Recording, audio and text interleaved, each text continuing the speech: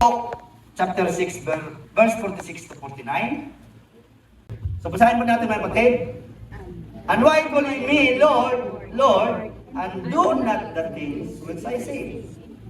Whosoever cometh to me and heareth my sayings and doeth them, I will show you to whom he is like.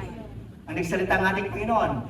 He is like a man which built an house and digged deep and laid the foundation on a rock. And when the flood arose, the stream beat vehemently upon that house and could not shake it, for it was founded upon a rock.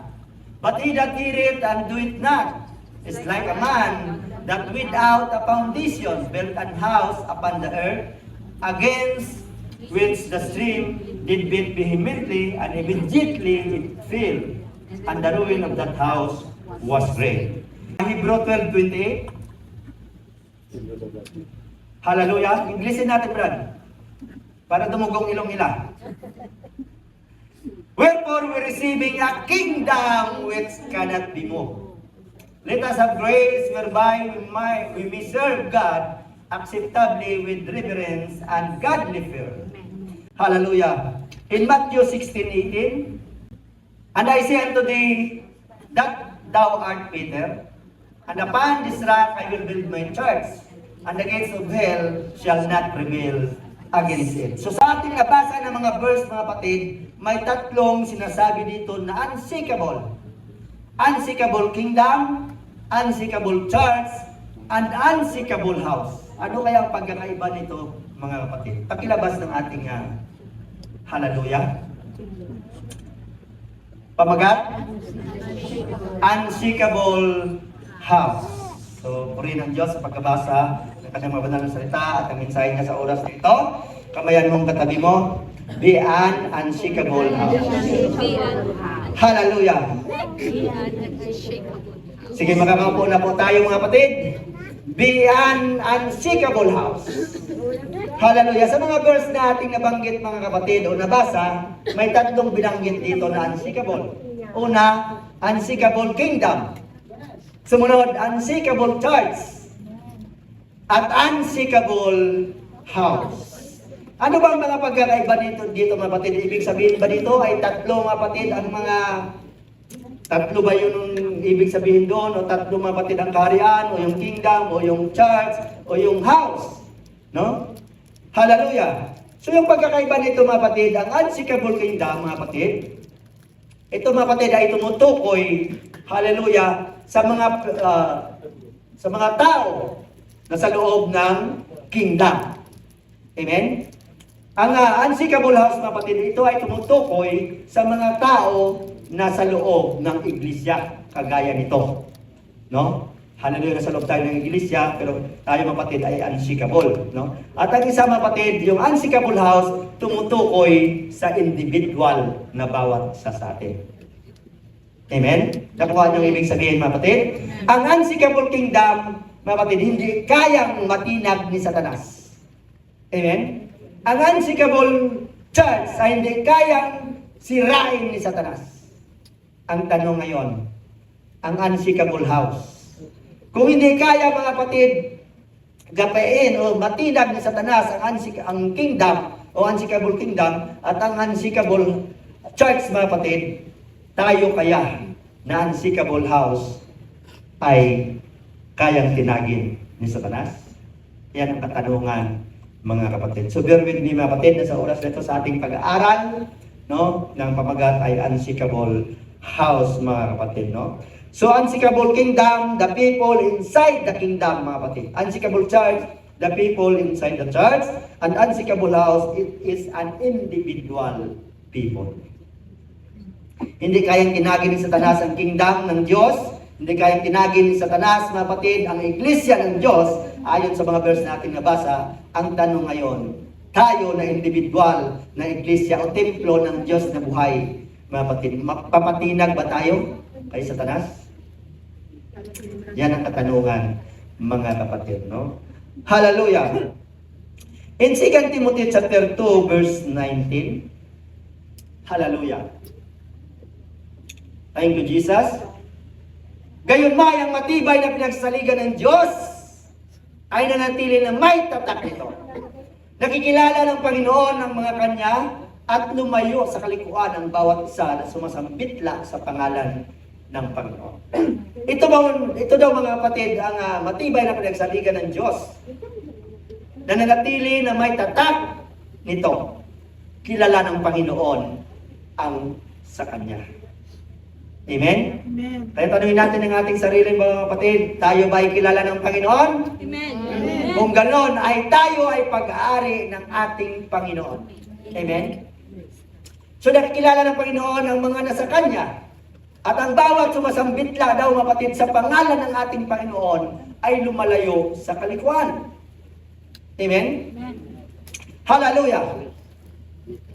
So dahil mga kapatid sa kalikuan o sa kasalanan na nagagawa ng tao na isang mananampalataya na katulad mo at katulad ko mga kapatid, doon nagkakaroon ng pagkawindang ang kanyang pananampalataya.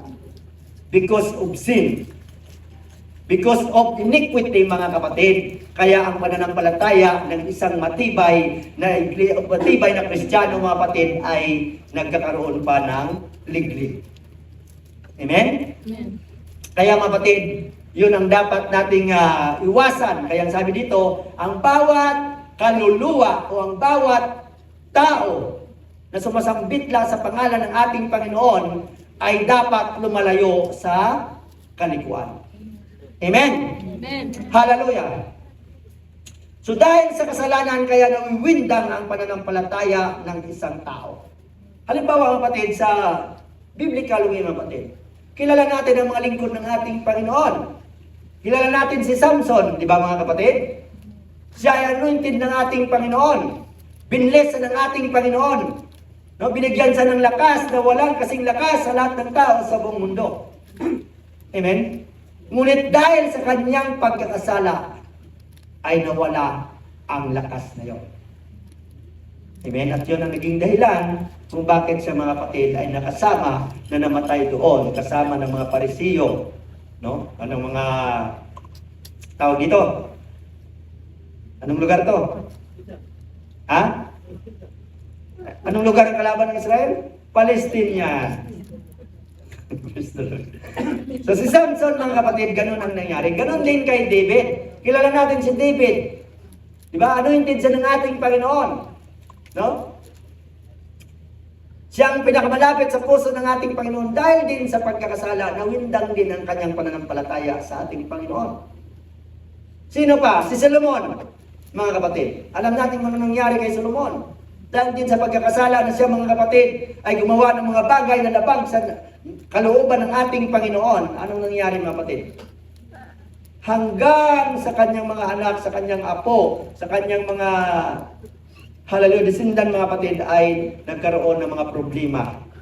Nagkaroon ng pagkawatak-watak, nagkaroon ng pag-away-away, nagkaroon ng hindi pagkakaunawaan dahil sa kasalanan kanyang ginawa.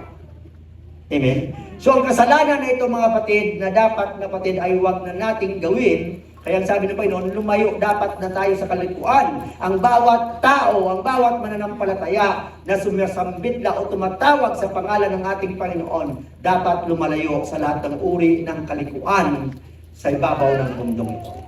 Amen? Hallelujah! And first, sin will destroy your anointing, even the very elect. Tandaan mo natin yan, kapatid. Huwag mo sabihin na anointed ka ng Panginoon, biniless ka ng Panginoon, binigyan ka ng katalinuhan, karunungan, kalaman tungkol sa salita ng Diyos. Hallelujah, na mayroon kang pananampalataya na kayang buwagin, kayang palisin ang bundok, mga kapatid. Ngunit mga kapatid, kung magkasala ka sa ating Panginoon, ang anointing na yan ay mawawala sa iyo. Kaya wag natin paabutin sa ganyan. Yung tayo mga kapatid na tinawag, pinili at hinirang ng ating Panginoon, ang sikreto kanina sa ating pag-aaral ay obedience. Patuloy lang tayong sumunod sa kalooban ng Panginoon. Patuloy lamang natin gawin at gampanan ang ating tungkulin mga kapatid na iniatag ng Panginoon sa ating mga buhay mga kapatid. At alam natin na ang lahat ng yan ay hindi mawawalan ng kabuluhan. Amen? Amen. So marami mga kapatid sa banal na kasulatan ng mga lingkod ng ating Panginoon, ng mga anointed na nagkakasala o nakagawa mga kapatid ng mga hindi ayon sa kalooban ng ating Panginoon. At alam natin kung ano ang mga nangyari. Di ba nawindang-windang kanilang pananampalataya at relasyon sa ating Panginoon? Ganon din mga kapatid sa bawat isa sa atin. Kaya huwag tayong magmalaki, huwag tayong magmataas na although na ikaw ay anointed ng Panginoon, pinili at iniram ng Panginoon. Tandaan natin mga kapatid, lalo pa rin tayong magpakumbaba. Lalo pa rin tayo mga kapatid na umasa sa ating Panginoon. Na wala tayong magagawa sa ating mga sarili kung wala siya, mga kapatid. Hallelujah. In 1 Corinthians chapter 3, 16 to 17, know ye not that ye are the temple of God? Tayo mga kapatid ay templo ng ating Panginoon. Ang katawang ito mga kapatid ay templo na ng ating Panginoon. Kaya nga individual na mga kapatid, nung binuhos na ng Panginoon ang kanyang banal na espiritu, individual na mga kapatid ang pagkakaroon ng bahay ng Diyos. Kaya nga tayo ay bahay na ng ating Panginoon. Dahil ang kanyang espiritu ay tumitira na sa atin. And that the Spirit of God dwelleth in you. If any man defile the temple of God, him shall God destroy. For the temple of God is holy, which temple ye are. Amen? Amen. Maliwanag mga kapatid? Amen. Ang ating katawan ay templo ng banal na espiritu. Kaya huwag nating sirain, huwag nating gibain. Dahil kapag yan mga kapatid, i-destroy mo, i-destroy ka rin ng ating Panginoon. Kaya huwag tayong magtaka, maraming mga anointed na lingkod ng ating Panginoon noon. Pero ngayon nasaan na sila mga kapatid? Maraming mga ginagamit ng Panginoon. Ngunit mga kapatid, bumabagsak dahil sa 3 litra lamang. Yun ang yung SIN. Amen? So, ang sabi dito mga kapatid, kapag ka-defile natin ang templo ng ating Panginoon, i-destroy ka rin ng ating Panginoon. Dahil ang templong yun, walang iba kundi tayo. Dahil ang Espiritu ng Diyos ay nananahan sa ating mga buhay. Amen? So, kailangan mga kapatid, maging matibay tayo mga kapatid. At maging matalino tayo sa pagtayo ng bahay natin. Kaya nga tanungin natin mga kapatid, hallelujah, sino may mga literal na bahay na dito? Kami bahay kubo ko lang. Pero kahit bahay kubo, nakapatong sa bato. Dapat ganon mga kapatid. No? Hallelujah, dapat nakapatong sa bato ang ating bahay mga kapatid. Ganon din sa ating pananampalataya. Dapat ang pananampalataya natin mga kapatid, hallelujah, na nakapatong o ang foundation mga kapatid ay bato. At alam natin na walang iba ang batong yun na tinutukoy kundi ang ating Panginoong Hesus Kristo. He is the rock of our salvation, mga kapatid, no? In Matthew chapter 7 verse 24 to 27, hallelujah. Therefore, itong parallel verse kanina ng ating nabasa, therefore, whosoever heareth these sayings of mine and doeth them, I will like him unto a wise man. So gusto niyo ba kapatid na maging matalino tayo? Amen. Ang sabi ng Panginoon, kailangan natin gawin ang kanyang pinag-uutos. Hallelujah. I will liken him unto a wise man, which built his house upon a rock, and the rain descended, and the floods came, and the winds blew and beat upon that house, and it fell not, for it was founded upon a rock. Hallelujah. Kaya tanungin natin ang ating mga sarili, ang bahay ba natin mga kapatid nakatayo sa ibabaw ng bato? Hallelujah. Nakatayo na ba sa ibabaw ng bato? Amen. Hindi na ba kayang tinagin ni Satanas? Amen. Hallelujah. Dapat ganon, mga kapatid. Hallelujah. Dahil kung hindi nakatayo sa ibabaw ng bato, ang bahay mo mga kapatid ay siguradong masisira pag dumating ang bagyo at unos. Hallelujah. And everyone that heareth these sayings of mine and do it them not shall be likened unto a foolish man, mangmang na tao, which built his house upon the sand. Hallelujah, 27. And the rain descended, and the floods came, and the winds blew and beat upon that house, and it fell, and great was the fall of it, mga kapatid. O, biro mga kapatid? The fall of it, mga kapatid. So, malaki daw ang sira. Kaya mga kapatid, sa ating pananampalataya, sa ating Panginoon, kahit gaano katibay ang ating pananampalataya, mga kapatid, kapag hallelujah, hindi doon, mga kapatid, ang foundation natin ay bato, sigurado pagdating, mga kapatid, na mapagsubok at problema, babagsak ka. Amen? Amen. Kaya dapat, mga kapatid, sa ibabaw ng bato, no? Ephesians 2:19-20. Hallelujah. Now therefore ye are no more strangers and foreigners, but fellow citizens with the saints and of the household of God, and are built upon the foundation of the apostles and prophets, Jesus Christ Himself being the chief cornerstone. Mga kapatid, siya ang bato na pinagsasaligan ng ating pananampalataya. Ang foundation, mga kapatid, ng mga apostol, ang ibig sabihin ng doktrina ng mga apostol, ng mga propeta, na ang pinagsasaligan ng mga kapatid na bato, walang iba kundi ang ating Panginoong Jesucristo. Yun din ang ating daladala hanggang ngayon. Kaya nga, Apostles' Doctrine. Hindi ibig sabihin na iba ito sa doktrina ng ating Panginoon, kundi itong doktrina ng Panginoon na itinuro niya sa kanyang mga apostol na hanggang ngayon nakarating sa atin na siya ring doktrina na ating tinuturo, pinaniwalaan, pinagsasaligan, dahil yan, kapatid, ay pag yan ang ating gagawin, tayo ay nakatayo sa ibabaw ng bato. Amen? Amen. Hallelujah! So, delikado, mga kapatid, ang kaligtasan ng isang tao kung mahina ang kanyang pundasyon. Amen.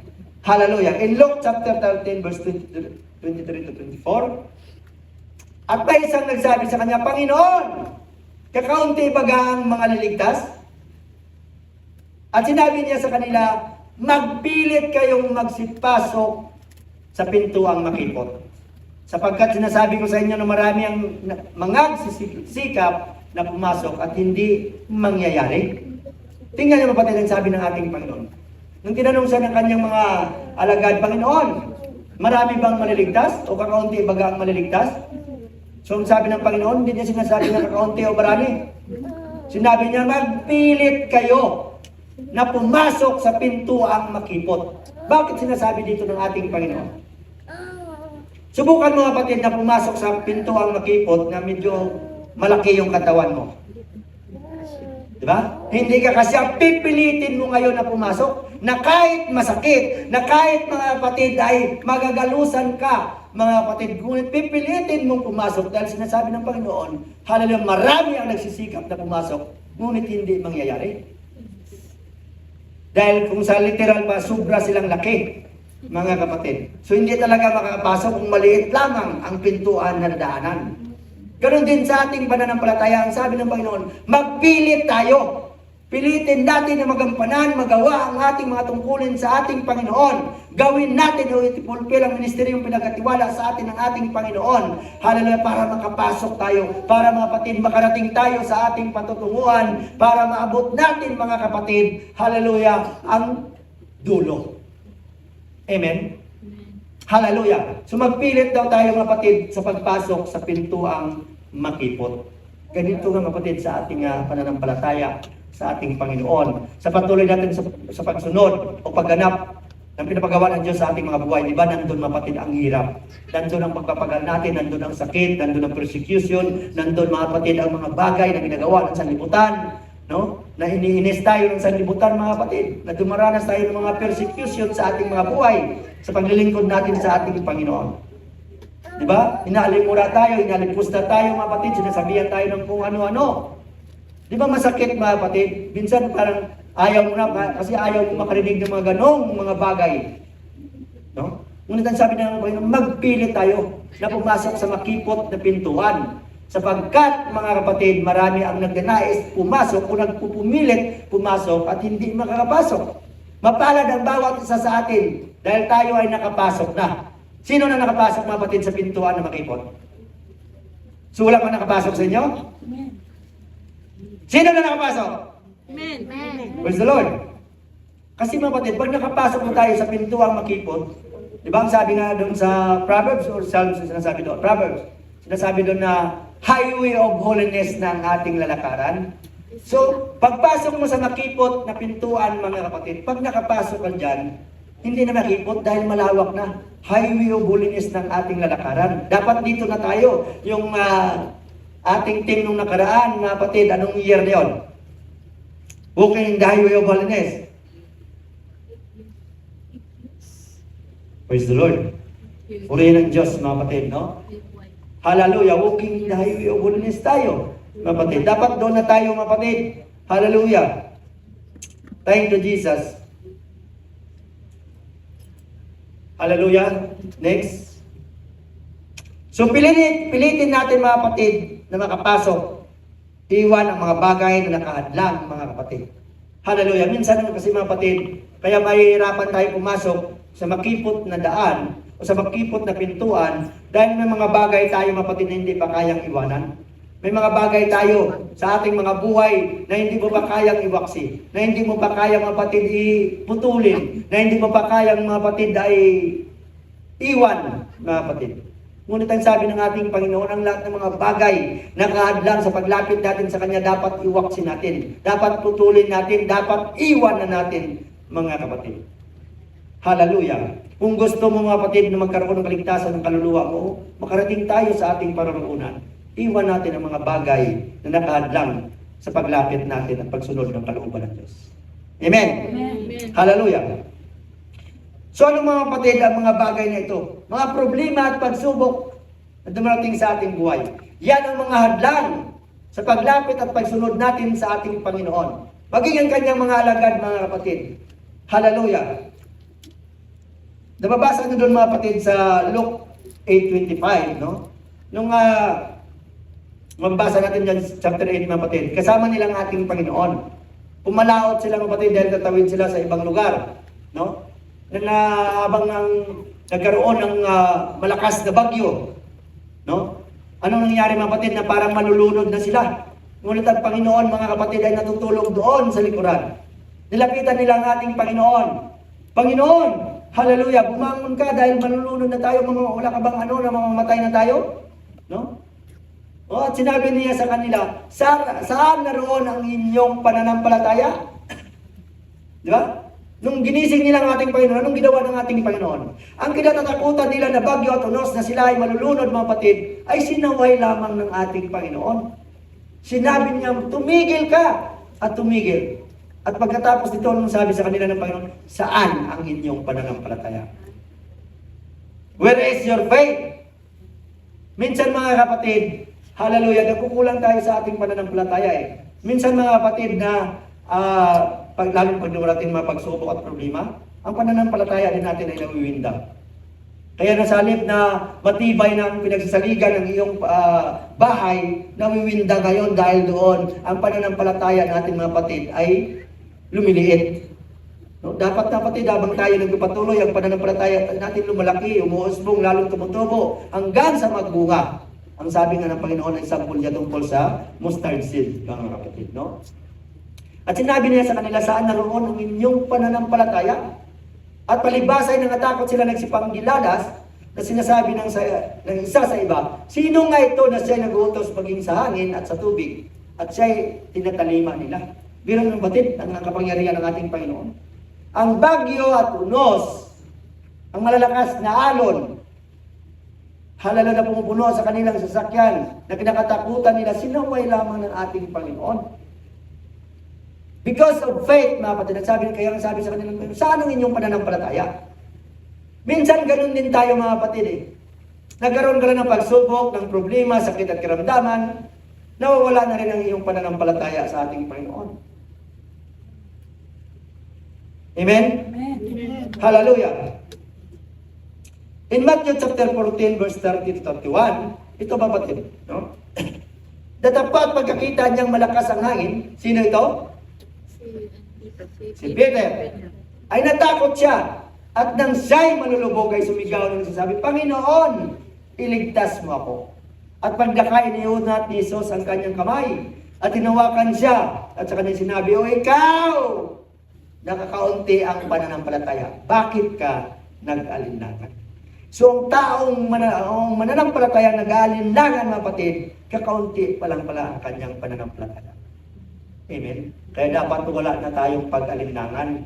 Ito na ang tunay, itong totoo na pananampalataya. Itong pananampalataya na magdadala sa atin sa karya ng Diyos sa kalangitan, mga kapatid. No? Kita mo kapatid, ito ang pangyayari dyan. Nung ang mga alagad ng ating Panginoon, di ba napaiwan ang ating Panginoon dyan? Dahil nanalangin siya, iniwan, pinauna niya ang kanyang mga alagad. Nung nasa gitna na ng laot ang kanyang mga alagad, bumangon ang napakalakas na bagyo. No? Na sila mga kapatid ay hinahampas ng bagyo mga kapatid. At pagdakay, nakita nila na may lumalakad papalapit sa kanila. No? At sinabi nila, multo. No? Ngunit sumagot ang Panginoon, ako ito, huwag kayong matakot. Anong sagot ni Pedro? Kung ikaw nga yan, Panginoon, paroroonin mo ako. Pero mga kapatid, ang Panginoon natin pinaglilingkuran, sinabi niya, halika. So lumakad si Pedro sa tubig. Di ba? Kagaya ng ating Panginoon. Yung kinakatakutan nila na bagyo at unos, inapakan ng Panginoon at inapakan din ni Pedro. Ang problema kay Pedro, nung nakita niya na lumakas ang hangin, na lumakas ang alon, siya ay nawindang. At siya ay lumubog. So kita mga kapatid, ang kinakatakutan, minsan mga kapatid, tayo din ganon.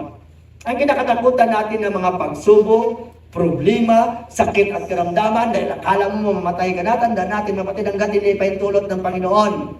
Sa kahit na sino sa atin, hindi tayo, hallelujah, mamamatay. Amen? Hanggat hindi natatapos ang plano at purpose ng Diyos sa buhay mo at sa buhay ko, hindi tayo kukunin ng ating Panginoon. Pira na lang pagdating niya upang ikot up na tayo. Amen? Kaya huwag tayong matakot, huwag tayong mangamba, huwag tayong magalindangan. Dahil ang sabi ng Panginoon, ang taong nagalindangan ay kakaunti ang pananampalataya. Amen? Kaya kapag tayo ay may mga kahilingan sa Panginoon, tayo ay may prayer request, tayo ay may mga nilalapit sa ating Panginoon, no? Huwag tayong magalindangan. Once you declare in the name of the Lord Jesus Christ, claim in the name of the Lord Jesus Christ. Amen. And you will receive it. Ayon sa kalooban ng ating Panginoon. Amen. Amen. Hallelujah. Maliwanag ba mga kapatid? Amen. Minsan ganoon din tayo mga kapatid. Sa ating paglilingkod, di ba? Lagi natin nagkakaroon tayo ng kagalakan, lalo na pag ginagamit tayo. Di ba? Lalo sa praise and worship, nagdoon ng kasayahan, kagalakan na ating nararamdaman na hindi kayang ibigayan ng sanlibutan. Yan dahil yan ang kagalakan sa presensya ng ating Panginoon. Hallelujah. So ganun din tayo minsan mga kapatid, masaya, nagagalak tayo mga kapatid, ngunit pagdating ng mga pagsubok at problema, nawawala ang saya, nawawala ang kagalakan. Minsan hindi lamang saya at galak ang nawala sa iyo, pati ikaw nawawala na rin sa bahay pa ng bahay. Amen? Minsan nagbabalak pa, no? Minsan mga kapatid, nang dahil lamang sa mga pagsubok at problema na dumarating sa ating mga buhay, mga kapatid, hallelujah, nawiwindang ng ating pananampalataya. Minsan mga kapatid, kini-question pa natin ang Panginoon. Di ba? Bakit naman ganito nangyari sa akin ng Panginoon? Tapat naman ako naglilingkod sa iyo. Sinusunod ko, ginaganap ko, ginagawa ko ang mga pinapagawa mo sa akin.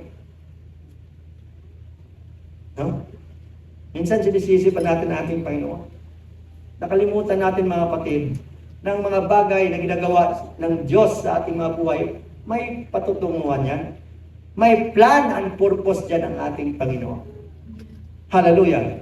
Minsan nagkakasakit lang tayo, ayaw na rin magsamba. No? Naalala niyo mga kapatid, nung nakaraan na mag-ano ko ito, di ba, nag-prince pa rin ako. Pero pagkatapos sa tulog ako kayo sobrang sakit, naulit yun mga kapatid, nung nakaraang linggo. No? Praise God at hindi naging malala. Kasi mahilig talaga ako kapatid, pagka nangating ilong ko, nagbubunot ako ng buhok. Nagalitan tuloy ako ng doktor. So, puri ng Diyos mga kapatid. So, wala na mga kapatid. Natapos na kapon yung gamot na. Pero okay na. Praise the Lord. Puri ng Diyos. So, huwag tayo mga kapatid mawindang dahil lamang mga kapatid sa mga pagsubok at problema na ating kinakarap. Anong gagawin natin? Itulog natin sa ating Panginoon. Paniglood natin mga kapatid. Ibigay natin sa Panginoon.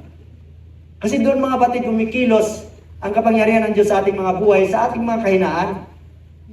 Minsan kasi mga kapatid, pinipilit natin kayanin ng sarili nating kakayahan, ng sarili nating kalakasan.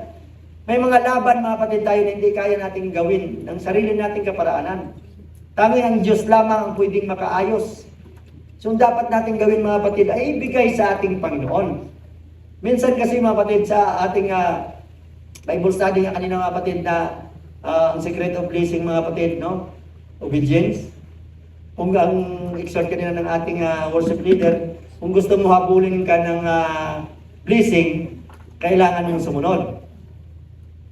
Ngayon mga kapatid, ang dapat pa natin gawin, kung gusto mo habulin ka ng blessing, habulin mo muna ang source ng blessing. Amen? Kaya ang sabi kanina, seek ye first the kingdom of God and His righteousness, and all these things shall be added unto you. Amen?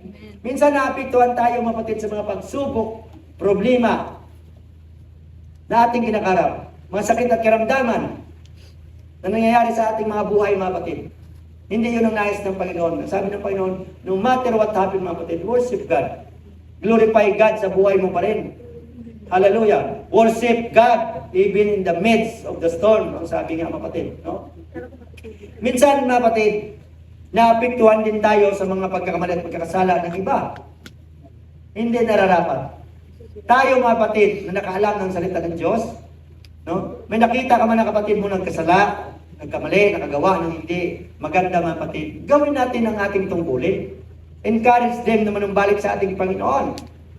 Pero huwag mong ipapikto ang pananampalataya mo dahil sa pagkakasala niya. Dahil sa pagkakamali na ginawa ng bawat isa sa atin. Nagkamali ako, ikaw ba, hindi ka na rin magsimba? Dahil nakita mo ang pastor mo nagkamali. O ang leader mo na nagkasala. Mga kapatid, huwag tayo magpapikto doon. Gawin lamang natin ang ating magagawa. Kasi lahat naman tayo mga kapatid ay nagkakamali, nagkakasala. Lahat naman tayo mga kapatid nakalabag sa kalooban ng ating Panginoon. Ang sabi ng Panginoon, manumbalik ka lang. No? Yun ang dapat nating gawin mga kapatid. So ang gawin natin, papanumbalikin ang mga taong nagkakamali, nagkakasala mga kapatid. At tandaan natin mga kapatid, hallelujah, huwag na tayo paapekto doon kasi may consequences din yan sila sa ating Panginoon. Kahit sino sa atin mga kapatid, no? So, huwag natin paapektuhan mga kapatid ang ating mga pananampalataya dahil lamang sa gawa ng iba. Gawin lamang natin mga kapatid ang ating magagawa para sila mga kapatid ay maibalik sa ating Panginoon. Kaya ang sabi ng salita ng Diyos, work out your own salvation. Amen. Hindi sinasabi ng ating Panginoon na i-work out natin na grupo ang ating salvation. Individual. Dahil individual ang kaligtasan. Individual na, ang sabi nga kanina kapatid, ang house na sinasabi ay individual. Tayo yun, bawat isa sa atin. So lahat tayo na baptized in Jesus Christ's name, nakatanggap ng banal na espiritu ay mayroon ng kaligtasan. I-work out natin yon. Na wag nang malaglag pa, na wag nang makuha pa ng Satanas. Na wag nang maalis pa sa atin. Kaya nga sabi, work out your own salvation with fear and trembling. Na may pagkatakot sa ating Panginoon. Na may panginginig, hindi yung nanginginig ka ng giniginaw. Hindi ibig sabihin ng kapatid, yung pangamba mo, ang takot mo sa ating Panginoon. Dahil kapag tayo nagkasala o nagkamali, mga kapatid, pwedeng mawala sa atin ang kaligtasan na tinutukoy dyan. Amen? Amen. Hallelujah! So, sa paglilingkod natin mga kapatid sa ating Panginoon, habang tayo ay nagsisikap na sumunod sa Diyos mga kapatid, maraming hadlang sa ating mga buhay. Na-experience ba natin yung mga kapatid? Amen. Minsan hadlang ang pamilya mo, hadlang ang asawa mo, hadlang ang mga unbelievers. Minsan ang mga kapatid mo pa sa pananampalataya ang nagiging hadlang sa paglago ng pananampalataya sa Panginoon. Anong sabi ng ating Panginoon mga kapatid? Sa 2 Timothy 3:12. Sino pa nagdadaan? Hallelujah. O at lahat na ibig mabuhay na may kabanalan kay Kristo Jesus ay mga babata ng pag-uusig. Amen. Kaya biblical, normal sa ating mga Kristiyano na parating inuusig, lalo na kapag patuloy ka na sumusunod sa kalooban ng Diyos, na nagpipilit ka na makapamuhay ng may kabanalan sa harapan ng ating Panginoon. Marami kang daranasin na pag-uusig. Pag-uusig sa iyong kapwa, sa mga unbelievers, sa pamilya mo, minsan mga kapatid, sa kapwa mo pa mananampalataya. Lalo na pag nakita ka mga kapatid, nagkamali ka, nagkasala ka, no? Minsan nagiging judgmental pang ang mga believers kaysa sa mga unbelievers. Amen. Mga kapatid. So tayo, ng mga mananampalataya sa Panginoon, gawin lamang natin, hallelujah, ang ating magagawa para sa mga ating kapwa. Kaya ang sabi ng Panginoon, kapag nakita mo yung kapatid na nagkakasala, ipanalangin mo sa Diyos at ibigyan siya ng Diyos ng buhay, no? At lilinisin ang kanyang mga kasalanan. 1 John 5. No? Hallelujah. James 5, nandun din yan. Hallelujah. So mga babataan ng pag-uusig mga kapatid, no? Kaya tayo mga kapatid, patuloy lang tayo gumanap ng kalooban ng ating Panginoon. Patuloy lamang natin mga kapatid gawin at gampanan ang tungkulin ng bawat isa sa atin na iniatang ng ating Panginoon. No? Sumunod lamang tayo. Ang sikreto kanina mga kapatid, sumunod. Di ba? Minsan nga kapatid, sa oras ng gawain, pag sinabi ng worship leader dito na itaas natin ang ating kamay, hindi natin may taas. Amen. May pabigat ba sa kamay mo? O may mga bagay dyan na nakahadlang na hindi mo kayang iangat? Baka may kilikili pa sa... Di ba ang sabi ng Panginoon, itaas natin ang ating kamay. Amen? Ha? O siguro may amoy ka sa kilikili kaya ayaw mo ipataas ang kamay mo. Dapat may tukod yung kilikili. Gagayahin natin si Moises. No? Oo. Anong ginawa sa kanya ni Aaron at sa kanya ni... Ay. Sinong isa no? Di ba? Tinukura nila. No? Para manalo sila. So, ganun mga kapatid. Kapag tinataas natin ang ating kamay sa Panginoon, pinipraise natin ang Panginoon. At we have victory mga kapatid kapag pinipraise natin ang ating Panginoon. Joshua yan. Amen? Hallelujah. Si Eliasar bang kasama niya doon? Ay, Joshua? hindi. Sharon? Por? Si Aaron at saka si Dor. Por? Por? Hor. Okay. Tama si Hor. So yun ang nagtaas ng kamay. No? Ni Moises. Habang nagipaglaban sila doon. So ganun dapat tayo mga kapatid. Nakataas dapat kasi victory yun. Amen. Kapag tinataas natin ang ating kamay sa ating Panginoon, pag sinasabi dito ng worship leader, itaas natin ang ating kamay. Magpuri sa Diyos. Kaway siya. No? Minsan kahit sa palakpak, palakpakan natin ang pinakamalakas na palakpak sa Panginoon. It's the Lord. Parang ang bigat ba yung palakpak? Hindi mo ganun yung kamay mo. Ha? Hallelujah. Pero pag sa mga... Praise the Lord. Sa concert, talagang... Pero pagka idol mo yung palakpakan mo, humihiyaw pa. May kasama pang hiyaw. Di ba? Pero sa Panginoon, mga kapatid, hindi palakpak kayo. Mahirap pa pumalakpak sa Panginoon, mga kapatid. No? Minsan pag sinasabi na nga tayo ay lumapit sa Panginoon, maniklohod tayo, humingi ng tawad, Ayaw. nakatayo ka lang dyan, ayaw mo rin ano. Minsan siguro may tukod dito, o baka may bakal dito. May tali, may tali. No? Hallelujah. Mabigat mga kapatid ang pumalakpak, ang magtaas ng kamay, ang maniklohod sa pata ng ating Panginoon.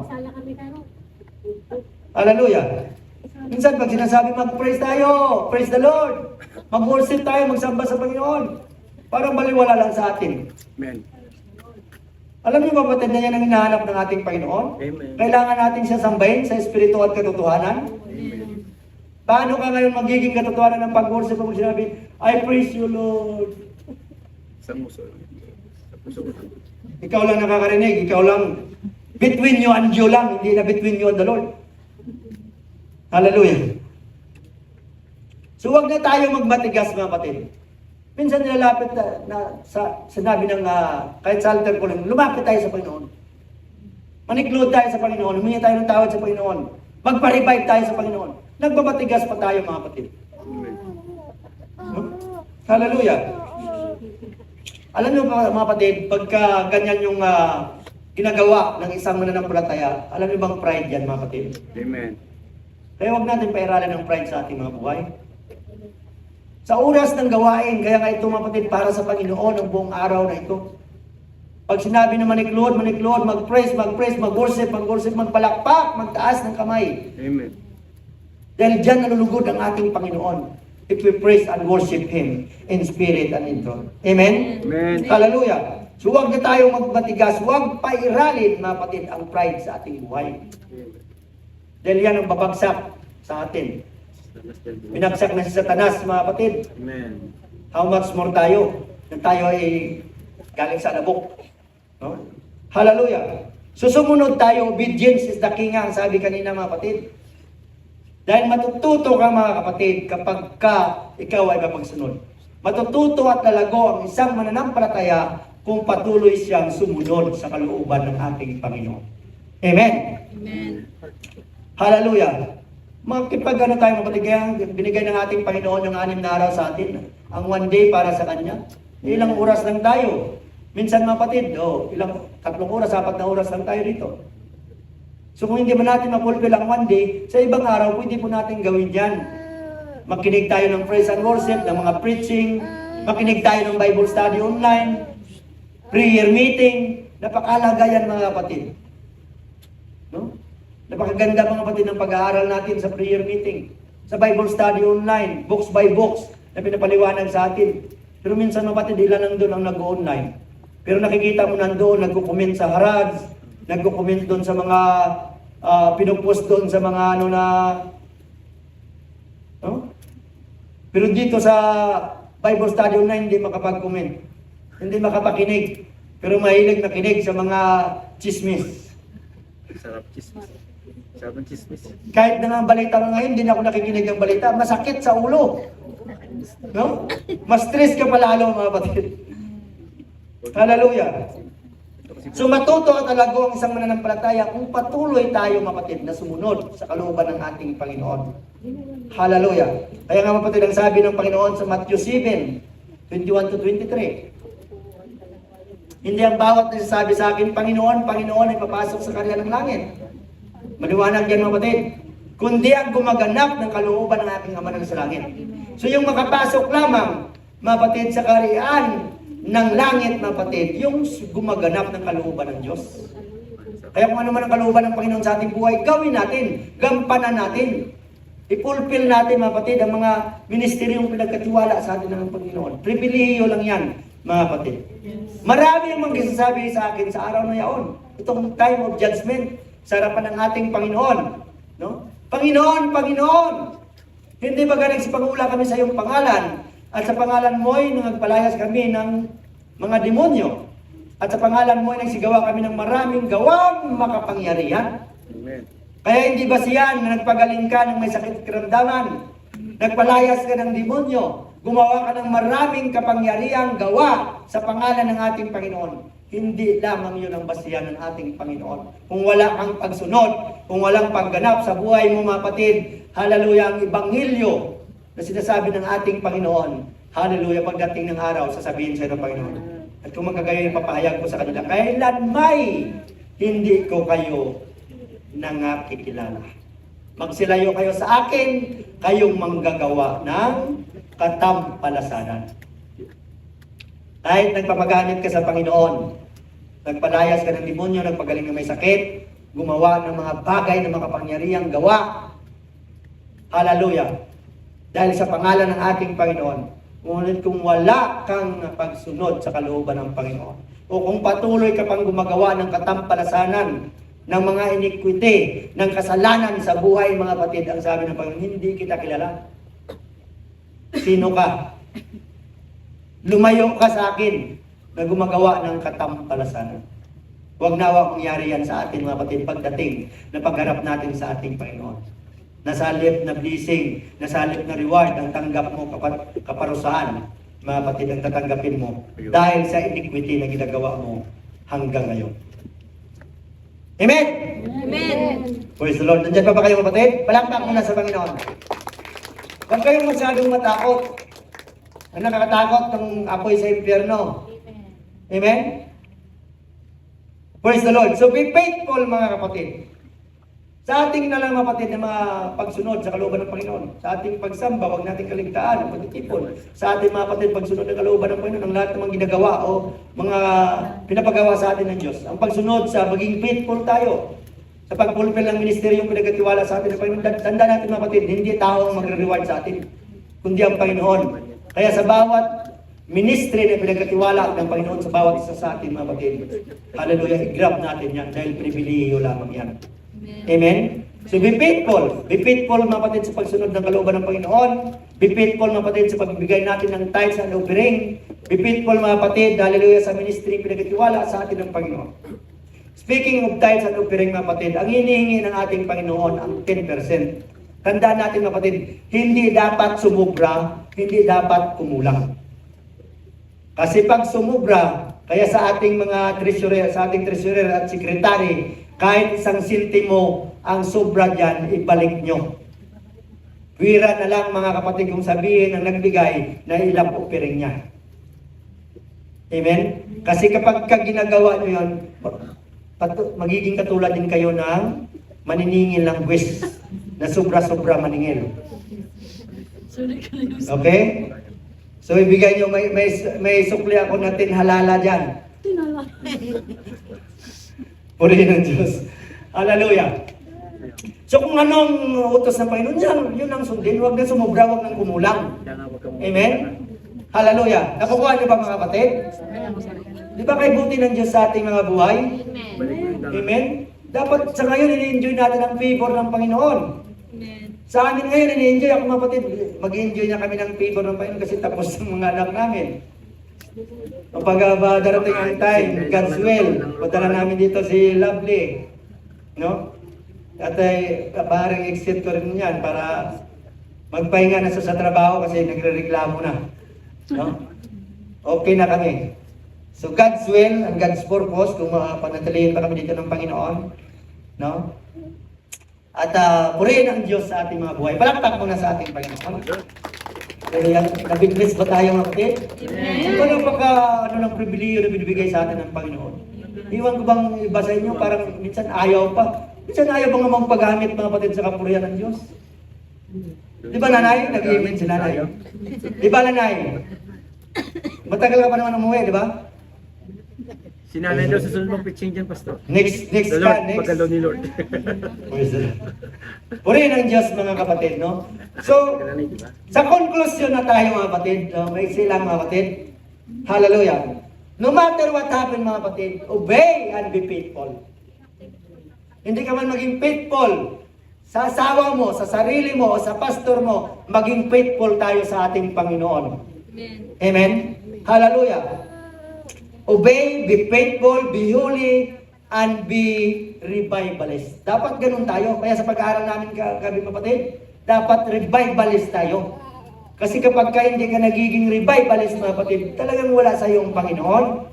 Kasi nung mga kapatid na na-establish ng Panginoon ang kanyang iglesia, talagang nandun ang revival. So hanggang ngayon yan, hanggang hindi nilip up ng Panginoon ang grace period of time na ito, dapat ang kanyang mga tagasunod o mga apostolikong mananampalataya na katulad mo at katulad ko, nagiging revivalist mga kapatid. No? Sa preaching nga naalala kong preaching ng ating General Superintendent, mga kapatid, sabi niya, your General Superintendent is a revivalist. Kaya kung hindi ka revivalist, no? Tingnan mo, mga kapatid. Iba ka. No? Dapat mga kapatid, revivalist tayo para pare-parehas tayo mga kapatid. Dahil yun ang gusto ng Panginoon. Yun ang unang ibinigay ng Panginoon, ang revival nung in-establish niya ang kanyang iglesia. Amen? At hanggang ngayon, hanggang i-lift up niya ang iglesia na yan, dapat revivalist tayo. Amen? Kaya sa oras ng altar calling, magpa-revive tayo mga kapatid. Hallelujah. In Hebrews chapter 10 verse 25, na huwag natin pabayaan ang ating pagkakatipon, na gaya ng ugali ng iba, kundi mga aralan sa isa't isa. At lalo na kung inyong namamalas, na nalalapit na ang araw. So alam natin na nalalapit ng araw. Ang araw kung saan mga kapatid, hallelujah, kunin na tayo ng ating Panginoon. Mat, sumasagot ka? O nagpe-preaching ka rin, Mat? Hallelujah. No? Dahil sa ginagawa natin ito mga kapatid, nag-aaralan tayo. Kung ngayon, kung hindi tayo mga kapatid pumaparito sa Bible ng bahan, may natutunan ba tayo? Wala. Kung hindi tayo mga kapatid nag-attend o nakikinig ng Bible study online o pumupunta sa prayer meeting, di ba marami tayong natutunan? Marami na pag-uusapan tayo mga kapatid para sa ikalalago ng pananampalataya ng bawat isa sa atin. Amen. Hallelujah. John 8:31-32. Sinabi nga ni Jesus sa mga Hudyong yaon na nagsampalataya sa Kanya, kung kayo magsipanatili sa aking salita kung magkagayoy, tunay nga kayong mga alagad ko. Kung gusto nating maging tunay na alagad ng ating Panginoong Jesucristo, dapat nananatili tayo sa Kanyang mga banal na salita. Kaya ganun na lang natin tinuturo dito mga kapatid. Kapag tayo nagtuturo ng Bible study, ng preaching mga kapatid, dapat ayon lamang sa salita ng ating Panginoon. Dahil paglabas doon mga kapatid, hindi na yung sa Panginoon. Amen. At inyo makikilala ang katotohanan at ang katotohanan ay magpapalaya sa inyo. At alam natin ang katotohanan, walang iba kundi ating Panginoon. So makikilala daw natin ang katotohanan O makikilala natin ang ating Panginoong Hesukristo. At ang Panginoong Hesukristo ang siyang magpapalaya sa inyo o sa bawat isa sa atin, mga kapatid. So, patuloy lang tayo mga kapatid, dumaranas man tayo ng mga pagsubok, ng problema, ng hindi pagkakaunawaan, o minsan nagkakaroon tayo ng hindi unawaan sa bawat isa mga kapatid. Hallelujah. But in the end, mga kapatid, ang plano at purpose pa rin ng Diyos ang nasusunod. Nang ginagawa natin mga kapatid ay para lahat sa kapurihan ng Diyos nating pinaglingkuran sa iglesyang ito mga kapatid. So, do not be afraid mga kapatid, ano man dinaranas natin, remember mga kapatid, hallelujah, every morning is a blessing. No? Nasa ang lahat ng mga pagsubok at problema lilipas lahat yan. Ang mga pagsubok ay darating yan at kusang alis yan mga kapatid. No? Hallelujah, dahil yun ang sabi ng ating Panginoon, hindi yan, mga kapatid, pang-eternal. Ang eternal, ang buhay na walang hanggan na ating makamtan sa piling ng Panginoon. Kaya yun ang i-desire natin. Amen. Amen? Hallelujah, tanda natin mga kapatid, joy is coming. Hold on, be faithful, hallelujah, be the servant, mga kapatid, and God will welcome you in heaven. Yun ang tanda natin. Ang Diyos ang mag-welcome. Kaya sarap kaya yun mga kapatid. Napagpasok natin sa karya ng ating Panginoon, ang Panginoon mismo magsabi sa atin, welcome, well done, thou good and faithful servant. Amen? Naging faithful ka sa maliit na bagay, papamalain ka ng malaking mga bagay. So maging faithful man tayo sa maliit na ministeryo pinagkatiwala sa atin ng Panginoon, darating ang time. Pagkatiwalaan ka ng Panginoon ng mas higit doon, ng mas malaki. Amen? Hallelujah. Maaring ilan sa inyo darating ang time, magiging pastor, pastora, magkaroon ng mga iglesia na pagkatiwala sa inyo ng Panginoon. Isa lang kapatid ang sabi ng Panginoon, be faithful. Faithful sa ating Panginoon. Hallelujah. Tandaan natin kapatid, no matter what happened, ano man ang ating dinaranas, ano mang ating mga pagpapagal, paglilingkod natin sa Panginoon. Remember that our labor in the Lord is not in vain. Amen? Amen. Hallelujah. So, mga kapatid, be an unshakable house. Dapat at yun ang nararapat sa bawat isa sa atin. Dapat hindi tayo natitinag, ano man ang gawin ng dyablo, ano man ang gawin ng kasamaan, ano man mga kapatid ang gawa ng paligid natin o ng sanlibutan, hindi dapat natitinag ang ating pananampalataya. O ang bahay na ito mga kapatid, hindi dapat natitinag dahil alam natin na ito ay nakatayo sa ibabaw ng bato. Hallelujah, walang iba kundi ang ating Panginoong Hesukristo. Hallelujah, kaya nga sa oras nito kapatid, tayong lahat ay tumayo mga kapatid.